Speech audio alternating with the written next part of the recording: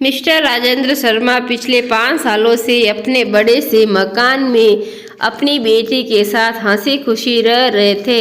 उनकी उम्र अब 60 को पार कर चुकी थी और बेटी प्रिया अब 28 की होने को थी। उम्र को ध्यान में रखते हुए बेटी ने उनका सारा कामकाज अपने कंधों पर ले लिया। प्रिया अपने हर काम में बहुत अच्छी थी, जितने अच्छे से वो अपने पापा, घर और उनके कारोबार का ध्यान रखती थी, कोई और शायद ही रख पाता। अगर राजेंद्र जी को कोई बेटा होता तो वह भी नहीं। इन बाप बेटी का रिश्ता बहुत ही प्यारा था। बिना बाबा के प्रिया को नहीं चलता और बिना प्रिया के उसके बाप का किसी काम में मन नहीं लगता। कभी कभी ऐसा लगता जैसे राजेंद्र जी प्रिया के बाप नहीं, उसके बेटे हैं। प्रिया की हरकतें ही कुछ ऐसी थी। बाबा को सुबह जल्दी उठकर जबरदस्ती वॉकिंग के लिए भेजना हो, या छोटे बच्चों को जैसे दवाइयाँ पिलाते हैं वैसे ही पापा की दवाइयाँ उन्हें खिलानी हो। प्रिया का बर्ताव अपने बाबा के साथ बिल्कुल वैसा ही था जैसे किसी माँ को अपने बच्चे के साथ होता है। प्रिया के बाबा भी कुछ कम नहीं थे। जब जब प्रिया उन्हें दवाई खाने के लिए देती तो आधी दवाई खाते और आधी छुपा लेते, लेकिन प्रिया की नज़रों से बच नहीं पाते। फिर भी वह उनके सामने खड़ी होकर सारी दवाई उन्हें जबरदस्ती खिलाती। रात को प्रिया के सोने के बाद चुपके से किचन में जाकर फ्रिज से मिठाई चुरा कर खाना, बाबा की ऐसी हरकतें भी प्रिया पकड़ लेती थी। पकड़े जाने पर बाबा पानी पीने का बहाना करते, लेकिन प्रिया उनको समझाती कि मिठाई आपके लिए हानिकारक है। बाबा को याद दिलाती कि पिछले बार उनका शुगर लेवल कितना बढ़ गया था, अपने ही घर में अब मिठाई नहीं खा सकता। बड़बड़ाते हुए, नाराज होने की एक्टिंग करते हुए बाबा किचन से चले जाते हैं। फिर प्रिया उन्हें मनाने के लिए एक मिठाई का टुकड़ा पापा के पास लेकर जाती और फिर वो दोनों उसे आधा आधा बांटकर खाते। दोनों के चेहरे पर बड़ी स्माइल आ जाती। बस ऐसे ही दोनों की जिंदगी हंसी खुशी कट रही थी। उनका घर बहुत बड़ा था, उसमें कई कमरे थे, इसलिए उन्होंने सोचा कि एक किराएदार रख लिया जाए। पैसों के लिए नहीं, लेकिन प्रिया के ऑफिस जाने के बाद अकेले रह रहे राजेंद्र जी को थोड़ा सा ही सही किसी का साथ मिल जाए, इसलिए जल्दी ही एक किराएदार फाइनल हो गया। उनका नाम अमर सिंह था। उम्र उनकी 50-51 साल की होगी। एग्रीमेंट पेपर बनाने के दौरान पहली बार वह राजेंद्र जी और प्रिया से मिले। उन्हें दोनों से मिलकर काफ़ी अच्छा लगा। और अब अमर सिंह अपनी एक सुबह जॉगिंग के दौरान अमर सिंह ने कहा कि आप और प्रिया अकेले ही रहते हैं, आपको तो काफ़ी कुछ मैनेज करना पड़ता होगा। आप कैसे सब इतने अच्छे संभाल लेते हो? अजी मैनेज क्या करना है, मेरी होशियार बेटी के लिए कुछ भी नहीं है। प्रिया सब इतने अच्छे से संभाल लेती है कि मुझे किसी बात की कोई चिंता ही नहीं है।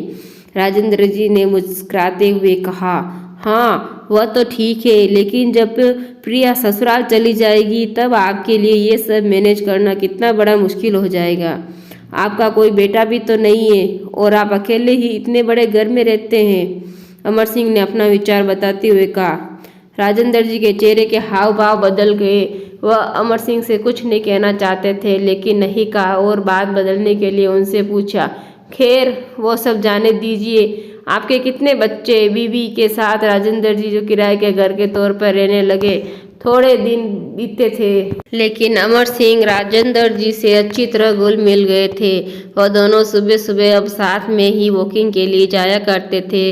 कभी वह अमर सिंह के साथ तो कभी अमर सिंह और उनकी बीवी प्रिया और राजेंद्र जी के साथ डिनर किया करते। एक सुबह जॉगिंग के दौरान अमर सिंह ने कहा कि आप और प्रिया अकेले ही रहते हैं, आपको तो काफ़ी कुछ मैनेज करना पड़ता होगा, आप कैसे सब इतने अच्छे से संभाल लेते हैं? अमर सिंह ने छाती चौड़ी करते हुए कहा, मेरे 2 बच्चे हैं, दोनों ही लड़के हैं और दोनों ही अमेरिका में रहते हैं। राजेंद्र जी को लगा जैसे अमर सिंह उन्हें ताना मार रहे हो, लेकिन फिर भी उन्होंने कुछ नहीं कहा और वो जॉगिंग करके अपने घर लौट आए। कुछ दिन बीते। राजेंद्र जी ने अमर सिंह को अपने साथ खाने के लिए बुलाया, क्योंकि अमर सिंह की पत्नी किसी काम से बाहर गई थी और वे अकेले थे। अमर सिंह, राजेंद्र जी और प्रिया डाइनिंग टेबल पर बैठकर खाना खा रहे थे। पहला निवाला खाते हैं अमर सिंह ने खाने की तारीफ करते हुए कहा, प्रिया बेटा तुमने आज खाना बहुत अच्छा बनाया।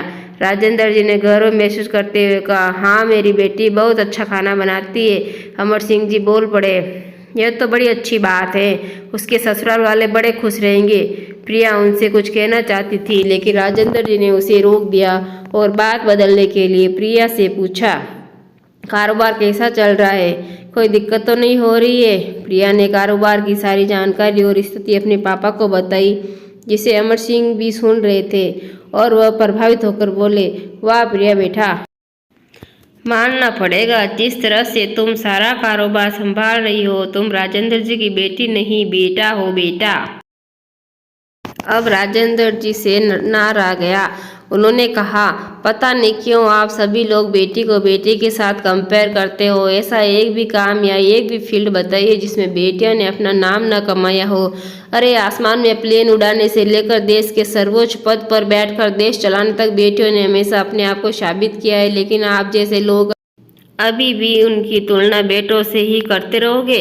होते होंगे बेटे सबके लिए ज़्यादा इम्पोर्टेंट, मेरे लिए तो मेरी बेटी ही सबसे बढ़कर है और मैं ये फ़ख्र से कह सकता हूँ, जो मेरी इस बेटी ने मेरे लिए किया है, जितना प्यार मुझे दिया है, उतना दुनिया का कोई भी बेटा नहीं दे सकता।